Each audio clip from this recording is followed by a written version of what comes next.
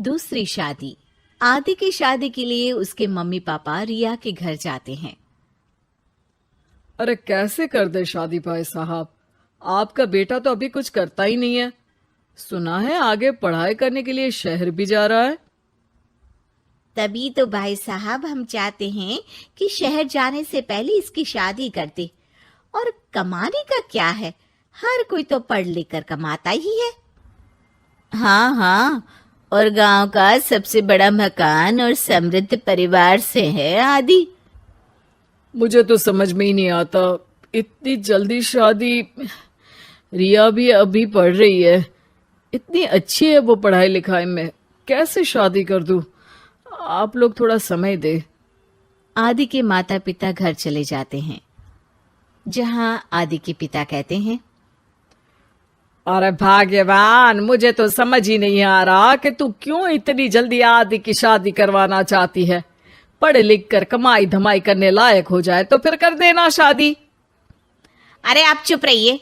रिया जैसी लड़कियों के लिए शादी के रिश्तों की कमी है क्या? इतनी सुंदर, संस्कारी, पढ़ी लिखी और अच्छी परवरिश वाली लड़की है वो। मैं तो छोड़ ही नहीं सकती ये रिश्ता किसी भी कीमत में। बता दे रही हूँ, रिया की शादी आदि से ना कराई ना तो मैं जहर खाकर जान दे दूंगी।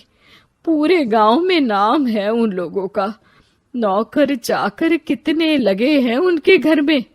अरे मेरी बेटी तो राज करेगी, राज। और इस तरह ना चाहते हुए भी रिया की शादी आदि से हो जाती है। अरे बेटी, ये ले तेरी किताबें, पढ़ाई बिल्कुल ना छोड़ना।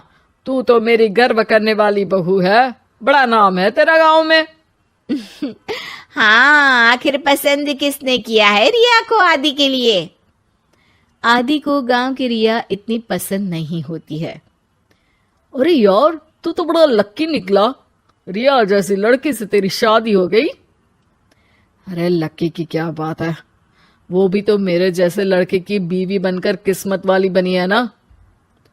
अरे अब तो तू रह नहीं दे, ना तो तू कमाता है ना ही पढ़ने में अच्छा है। क्या है तुझ में? बस पैसा, और वो भी बाप का। आदि को दोस्तों की बात पर बहुत गुस्सा आता है।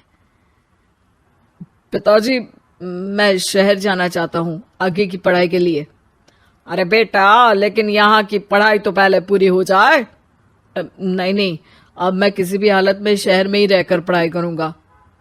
रिया को आदि का ये व्यवहार अजीब लगता है कि अचानक नई शादी के बाद आदि ऐसा क्यों बोल रहा है।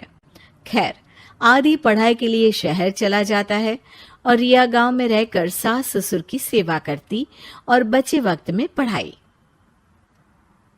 अरे देखो, दामाद जी तो शहर चले गए, हमारी बेटी बेचारी अकेली रह गई। उसे कुछ दिनों के लिए यहीं बुला लाओ ना। रिया की माँ रिया के ससुराल उसे लेने जाती है कि उसके सास ससुर कहते हैं, अरे नहीं नहीं बहन जी, हमारा मन तो रिया के बिना नहीं लगेगा। हाँ माँ, इनको तो शहर जाना ही था पढ़ाई के लिए, बस थोड़ा पहले चले गए। माँ खाली हाथ वापस आ जाती है। आदि शहर में मन लगाकर पढ़ाई करता है और इंजीनियरिंग के लिए दाखिला ले लेता है, तो वहीं रिया भी एमए की पढ़ाई में प्रवेश लेकर समाज सेवा में मन लगाती है। तुझे देखकर लगता है कि मैंने तेरे साथ ठीक नहीं किया बेटी।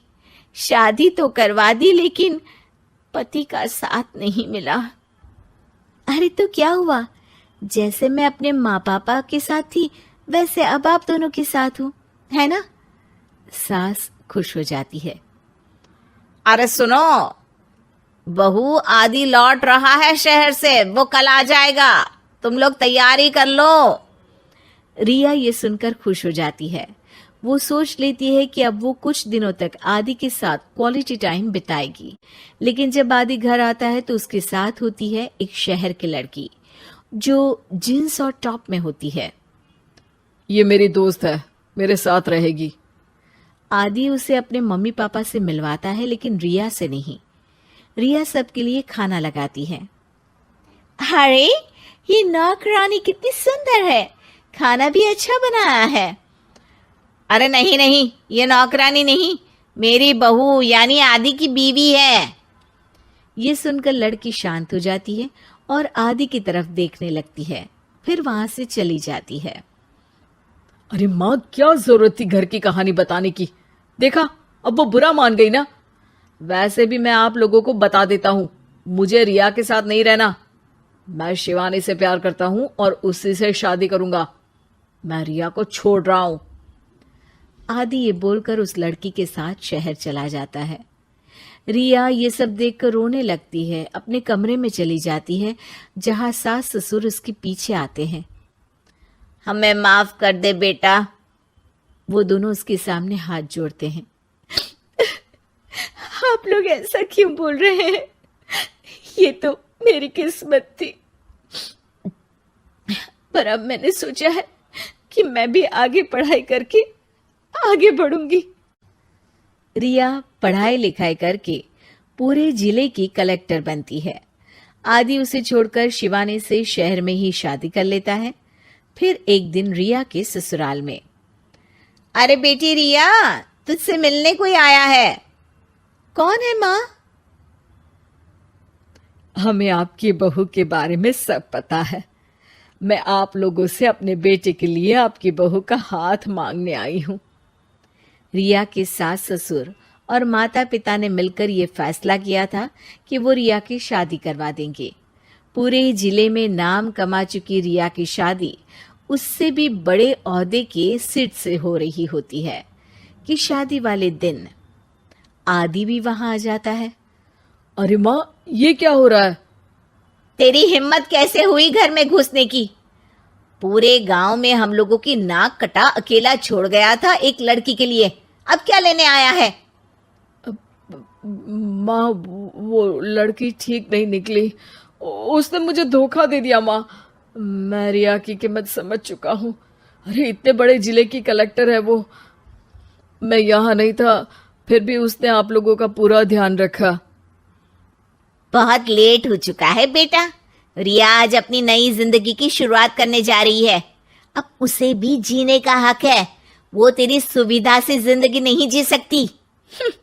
तूने तो हीरा खो दिया बेटा।